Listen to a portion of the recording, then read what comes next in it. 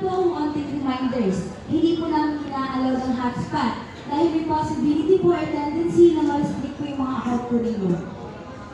Then pa-open na rin po ako ng mga location po ninyo. Pakicheck din po ako sa inyo po mga App Store or Play Store kung naka-update po yung mga world application po ninyo. Pag open po yung nakalagay, okay na po yun. Kapag update, i-update po natin siya.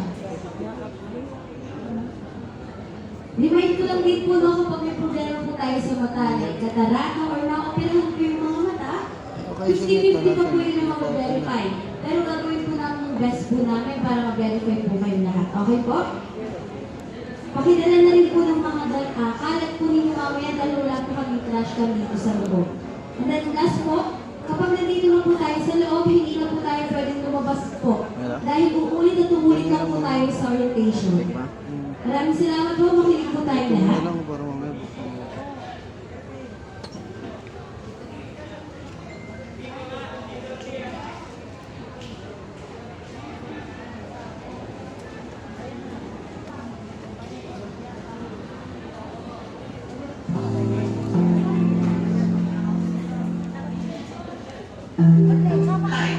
Good morning. Artificial intelligence, or AI, is drastically changing the world, making processes faster, more accurate and intuitive, and safer for us humans. Pero bukod sa mga benepisyo, may negative effects din ang AI. Catfishing, scam bots, identity theft, disinformation. Ilan lang yan sa mga scam na ginagamitan ng AI. Ang mga katrabaho niya, pero ang totoo, mga deepfake pala sila. Just imagine taking a video call where your colleagues or loved ones aren't real.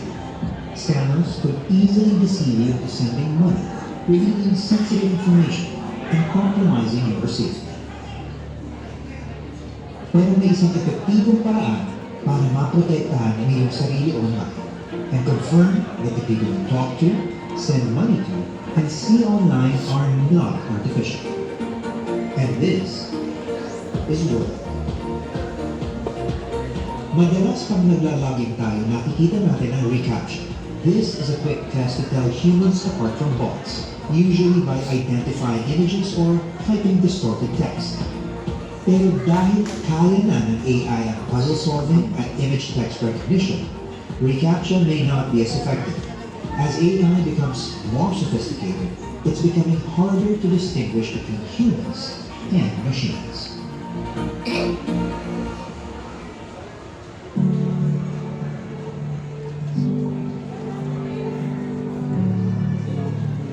Sam Altman, the creator of ChatGPT, introduced a solution called Worth. Sa panahon ng smart bots, handa nitong patunayan ang iyong pagiging tao at unique identity. It also ensures those you interact with are truly themselves, not AI or an internet bot. After downloading World app, an appointment will be set for you to be scanned by an orb.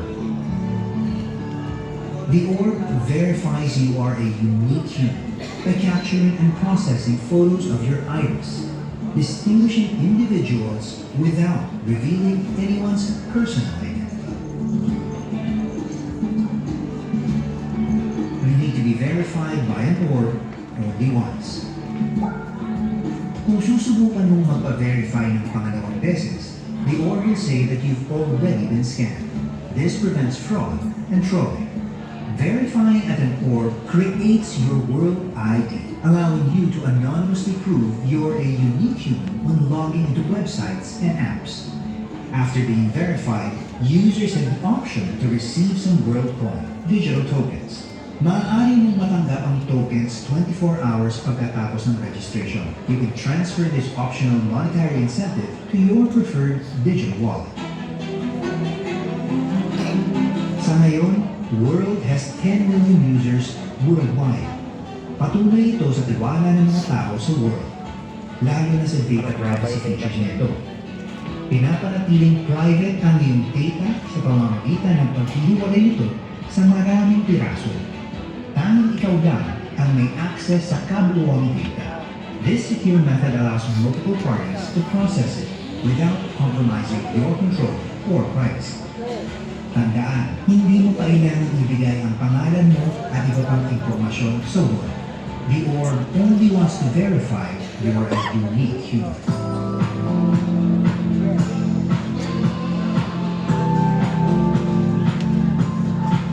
World focuses on verifying you are a unique human, not your identity, to protect you from AI-driven risks.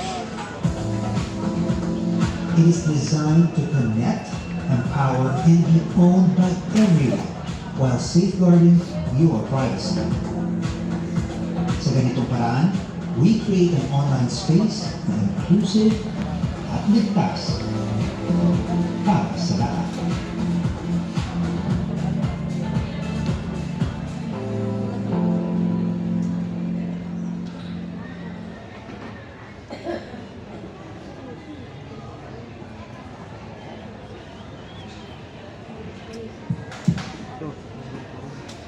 So, hello po, magandang hapon po sa lahat. Ayan. So, meron po bang naiintindihan o naunawaan sa napanood na video? Meron po? Meron naman. Ngayon po, mas palalawakin po natin ang kaalaman nyo tungkol po kay World. So, kayo Sir Mark, isa po sa World Ambassador. Imagine po natin isang araw, may gumagamit na po pala ng pangalan, larawan, o kaya ng online accounts natin. At baka ginagamit po ito sa iba't ibang panloloko online. Ano po maramdaman natin doon? Di po nakagalit po yun at nakakatakot. Di na po yung posibleng mangyari ngayon kasi araw-araw. Marami na pong gumagawa ng mga fake accounts. Mataas na po yung kaso ng identity fraud. May mga scammers na niloloko online. Pati mga trolls na napapakalat ng mga impormasyon.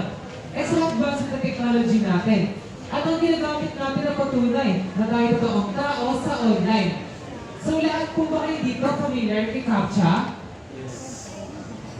Familiar po? Sino po familiar? Mukhang onti lang. So mga hindi po familiar, isa po siyang verification method na sinasagutan natin online para patunayan na tayo totoong tao at hindi robots. Kaso lang dahil po sa technology natin, kahit po si AI, computer bots, kaya po ma-bypass si CAPTCHA. Kaya hindi na po nasalang tama kung totoong tao pa ba yung pumapasok sa online or hindi na. So ano yung solusyon natin dyan? Diyan na po mapasok sa World dahil po si Ron Emilio Yunin. Nabigyan tayo ng isang digital identity na kung tawagin namin ay World ID. Ang World ID po ay isang digital, unique at secured na identity na makapatunay na tayo yung totoong tao sa online. In the future, magamit natin ang World ID na pang-access sa iba't ibang online platform, websites, pati na rin sa mga accounts natin. So, paano kaya makakakuha ng World ID? Simple lang po yan. Magpapaverify lang tayo sa pinakamalapit na orb location. So, dito sa harap, yung silver po na bilog, ayan po si orb. Isa po yung advanced camera na kinakapturan ng larawan yung ating mga mata. Dahil ang ating mata ay mayroong isang unique iris pattern na kino-convert niya papunta sa isang iris code. At tinatransfer po yan sa mga devices ninyo para maging World ID. Ngayon kung nagtatanong kayo kung safe ba ang World ID, ito po ang kasagutan namin. Yes po, 100% ligtas. Dahil unang-una po sa lahat, wala po kami kinukuha personal information na nanggaling sa inyo. E nung pumunta po ba kayo dito o habang nakapila sa gilid, may mga World Ambassador po bang lumapit at nagtanong ng pangalan ninyo? Wala po, no? Eh, valid ID, meron po bang humingi? Wala rin po. Meron din po si Orb. Yung data po ng mga gather ni Orb, tinatransfer lang po yan sa mga devices ninyo. And kung sa transfer na po yun, automatically, dinitig po yun kay Orb. Dahil wala po kayo si Orb na mapag-store ng data. Kaya kayo lamang ang may access sa yung information. So, idadagdag ko na rin na nakaregister ang aming mother company na si Tools for Humanity sa National Privacy Commission. Kaya committed po si World na sumunod sa batas, lalong-lalo na sa data privacy law na, sa privacy law. So, may po sa harap, Ito po yung certificate namin. Madali po yung sa verification area mamaya, pati po sa exit. Pagdadaanin niyo po, pwede po picturean para po ma-verify po ninyo. So ano yung impact ng World ID kapag lahat tayo meron na? Mas magiging secure at trusted na po yung online world natin. Dahil kapag World ID na lahat, may paraan na tayo para masigurado na totoong tao na yung makausap or ka-transaction natin online. At di na rin po kailangan mag-present ng valid ID o magsagot ng CAPTCHA. Dahil yung World ID na po yung gagamitin natin. So, sino naman kaya pwede kumuha ng World ID? Dapat po, 100% voluntary. Dahil hindi po ito sa pilitan or mandatory. So, lahat po ba kayo dito 100% voluntary? Para mapili po yung sumasagot. Napilitan po ba, di ba? Hindi naman. Pero kung meron po nagdududa pa, o nagbago po yung isip, okay lang po yun. Kasi pagkatapos po ng orientation, makakapag-isip na naman po kayo kung magpapatuloy pa o hindi na lang. So isa pa, dapat 18 pataas lang para ma-maximize at siguradong nauunawaan yung paggamit sa application. At pagkatapos magpa-verify, meron po kayong dalawang makuha. And patandaan na lang po, kasi po baka mamaya, tanungin kayo ng mga World Ambassador namin. So una dyan, si World ID. Ulitin ko lang po, ang World ID po isang digital, unique at secured na identity na magpapatunay na tayo totoong tao sa online. At bibigay protection po yan laban sa mga negatibong epekto ng AI, gaya ng fake accounts, identity fraud, and online scamming. So ang pangalawa, si WorldCoin po. Isa po yung digital currency na binibigay ni World dahil nagtiwala kayo at magpapaverify. Once again po, binibigay po siya bilang rewards and incentives. Hindi po siya ayuda. Matatanggap ang WorldCoin buwan-buwan sa loob ng isang taon. At di na po kailangan po bumalik pa dito para matanggap yung WorldCoin. Dahil sa application niyo po yan, matatanggap. Kahit kung sino po palagay yung WorldCoin, pwede po yan. Sa mga magitan ng pagbisita sa mini apps. So yun lang po. Malinaw po ba yun? Okay po. May mga questions po ba kayo or any clarifications? Wala po. So paano lang po yung magtatanong? Parang make sure ko lang na naunawaan talaga. Ano nga po yung dalawang makuha pagkatapos magpa-verify? Eh, tama po kayo. World ID sa WorldCoin. So sabay-sabay nga po lahat. Ano po si World ID? Ito yung magpapatunay na tayo totoong? Saan po? Mas po tama po kayo sa online world po. Eh yung WorldCoin, ayun po ba yun? Ano po siya? Mas patama po kayo ma'am. Incentives and rewards. So kung mga daan na magpa-verify, mamaya po kami katanungan po kayo, huwag po kami yung lumapit sa mga ambassador namin na nakasuot po ng uniform na gaya po nito. Eh isang reminder lang, na huwag na po natin hintayin na maging biktima pa tayo ng iba't ibang online scamming o mga negatibong epekto ng AI. Protektahan na po natin ang ating sarili, lalong-lalo na sa online. At maging bahagi na tayo ng safe at secured na online community. So once again po, magandang hapon po sa lahat.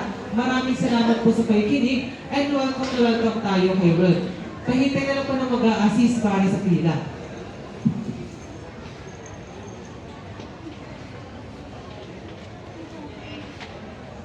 Ayan, so bago po tayo mag-proceed sa verification area, paki-open po ako sa settings po. Settings po ng cellphone mismo. Ma-search po ako ng private DNS.